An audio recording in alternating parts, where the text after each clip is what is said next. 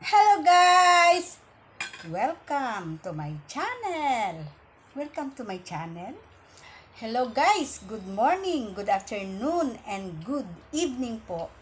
Eto ngayon, lunch time ng maglola. At habang nagla-lunch po ang maglola is magkukwentuhan na naman at magtuturuan ng anong Bisaya sa ganito, anong Bisaya sa ganito. Ganon.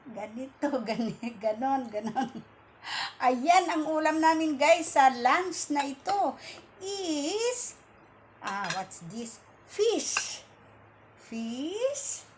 And, what else?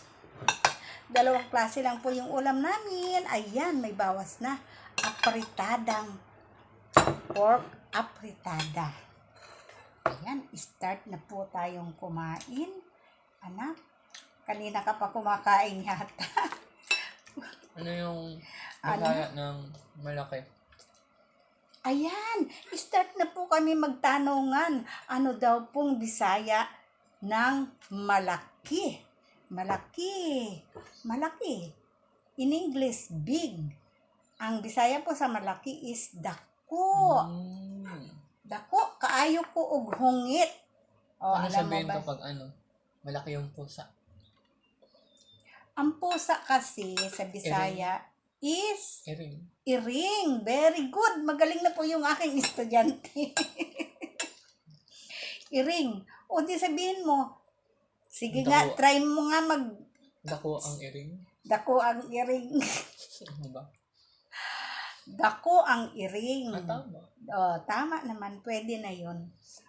Ayun. Iring. Alam na niya po yung Bisaya sa pusa. Ang Bisaya ng aso. Ang Bisaya ng aso daw po. Alam niyo po ba yon? Iro. Pag iring Iro. saka iro. Paano kung maliit? Yung Iro. paano kung kitten? Papi na aso. Ano daw po yung tawag sa papi na aso? Itoy. Itoy, di po ba? Itoy. Pag maliit, anong Bisaya? Maliit, gamay. Gamay kayo imong lula. Gamay kayo imong atilin, gamay. Okay. Fish, pritong fish. Paano naman yung marami? Ang marami, anong English tuloy. Ano daw pong Bisaya sa marami? Sasabihin ko tuloy, plenty. English spoken talaga yung lola niya. Hindi naman marunong mag-English. Marami meaning in Bisaya is daghan. Daghan kaayo kag daghan kaayo kag luto. Ikaw. Ako pala ang daghang luto, oh. Daghang kay kog luto. Ganyan. Ano pa? Ayan. Susubo na po ang lola niyo. Pag-onte. Konti. Gamay din.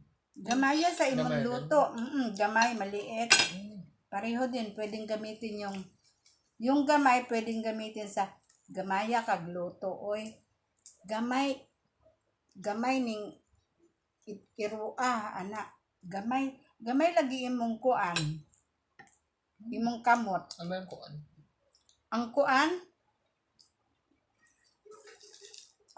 kanang wala pa manggod na usa man to. Parang nag-iisip pa. Kuan. Ano? Ano? Hindi naman. Kasi ang sa Bisaya is unsa? Unsa? Ano yung Ganon. parang kuan sa Tagalog?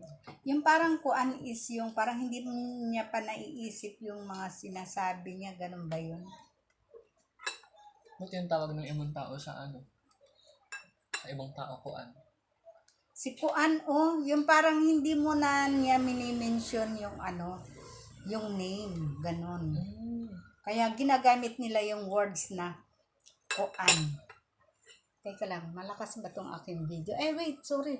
Bakit na ganun ko? Galaw ko, pero okay na. Ano yan, anak? Sabi mo kanina. Paano sabihin na amoy ng pusa yung isda? Paano daw po sabihin na aamoy ng pusa yung isda? Nakapanimaho ning iring og isda o. Bisaya kayo ko no. Ayan. Tandaan mo yung sinasabi ko. Tandaan mo yung sinasabi ko. Ano yung earring mo? Tulog na yung earring. Yung earring daw po namin is Pakita tulog mo na. yung earring. Mm. Yung may pakita. Papakita ko ba yun? Mamaya na. Dakuan. Dakuan na daw sa earring. Ayan guys, hanggang dyan lang muna yung aming pagkukwentuhan. At maraming salamat po sa panonood. God bless po sa ating lahat.